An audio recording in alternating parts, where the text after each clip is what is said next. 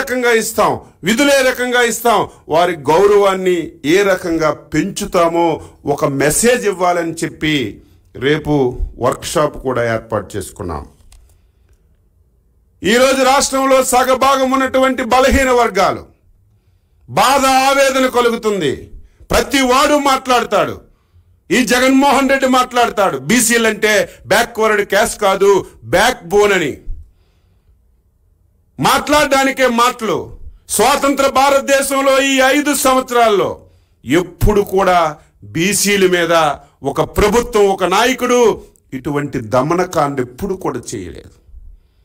4 సంవత్సరాలు 7 మాసాలుగా బీసీల మీద దమనకాండ కొనసాగిస్తున్నాడు. బీసీలుగా పుట్టడమే తప్ప, ప్రభుత్వం చేసినటువంటి అరాచకాలు ఎత్తి చూపడమే తప్ప, ఎత్తి చూపితే కేసులు, జైళ్ళు, అరెస్టులు, రిజర్వేషన్లు లేవు. బీసీలకు ఒక నిధులు, ఒక పైసా ఖర్చు పెట్టడం లేదు. ఆర్థికంగా వారు బలపడితే ఈ ముఖ్యమంత్రికి నష్టం జరుగుతుందని ఈరోజు అణచివేసే పరిస్థితి తీసుకొచ్చినటువంటి విషయాన్ని ఈ రాష్ట్ర ప్రజలకు తెలియచేయాలని రేపు 4వ తారీఖున అమరావతి కేంద్ర కార్యాలయంలో జైహో బీసీ అని చెప్పి ఒక బ్రహ్మాండమైనటువంటి కార్యక్రమాన్ని తీసుకొని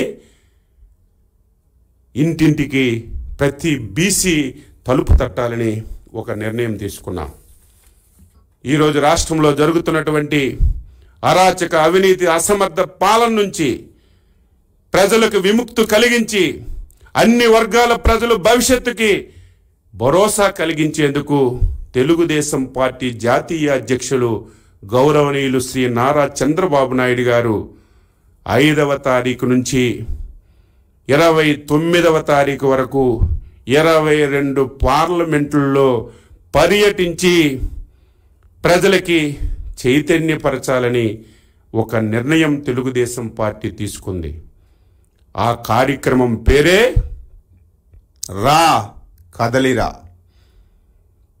తెలుగుదేశం పార్టీ రా కదలిరా పేరుతో 5వ తారీఖు నుంచి రేపు 29వ తారీఖు వరకు దాదాపుగా 22 పార్లమెంటుల్లో సభలు పెట్టాలని చెప్పి నిర్ణయించాం.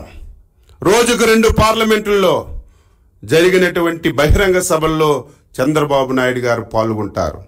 ఆ సభకి లక్షలాది మంది ప్రజలు వచ్చే విధంగా ఏర్పాట్లు చేసుకుంటున్నాం.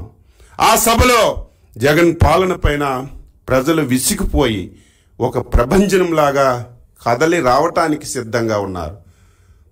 పోటీలుగా అడుగుతున్నారు, నా నియోజకవర్గంకి రండి, మా దగ్గర పెట్టండి, ఎన్ని లక్షల మంది కావాలంటే అంతమంది వస్తారని పోటీలుగా అడుగుతున్నా సమయం లేదు. కాబట్టి 29 పార్లమెంటుల్లో ఈ కార్యక్రమం నిర్వహించాలని చెప్పి పార్టీ నిర్ణయించింది.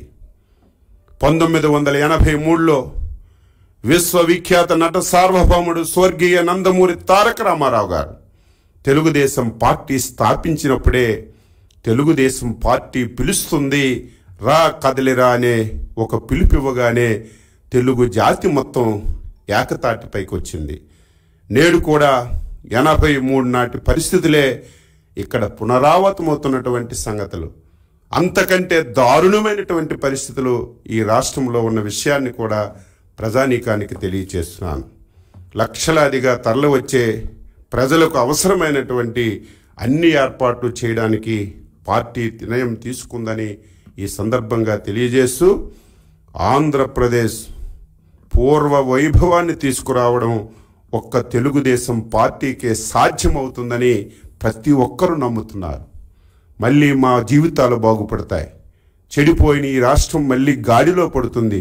ఉద్యోగ, ఉపాధ్యాయ, కార్మిక, కర్షక అన్ని వర్గాలు మళ్ళీ ఆనందంగా బతకాలంటే ఇంకొక మార్గం లేదు, చంద్రబాబు నాయకత్వంలోనే అది జరుగుతుందని ప్రతి ఒక్కరూ గమనిస్తున్నటువంటి తరుణంలో వైకాపా అకృత్యాల్ని అడ్డుకునే శక్తి, సామర్థ్యం ఒక తెలుగుదేశం పార్టీకి ఉన్న విషయాన్ని కూడా ఈ సందర్భంగా గుర్తు చేస్తూ స్వర్ణయుగం టీడీపీతో సాధ్యమవుతుందని, తెలుగుదేశం పార్టీతోనే మళ్ళీ రాష్ట్రానికి ఒక నవోదయం చూస్తుందని చెప్పి తెలుగుదేశం పార్టీ, జనసేన యువత భవితకు, రాష్ట్ర భవిష్యత్తుకు ఒక భరోసా అవుతుందని ఒక మెసేజ్ ఇవ్వడానికే ఈ కార్యక్రమాలు తీసుకున్నాం.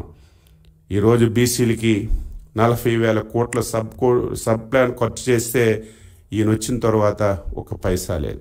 స్థానిక సంస్థల్లో రిజర్వేషన్లు తీశాడు. దానివల్ల 16,800 పదవులు పోయాయి. విదేశీ విద్య లేదు, స్టడీ సర్కిల్స్ లేవు. ఎస్సీ ఎస్టీలకి ఈరోజు దాడులు చేస్తున్నాడు. ఏ వర్గాన్ని తీసుకో, వారి యొక్క బాధ ఆవేదన తప్ప ఎటువంటి కార్యక్రమం లేదని చెప్పి ఈ సందర్భంగా తెలియచేస్తూ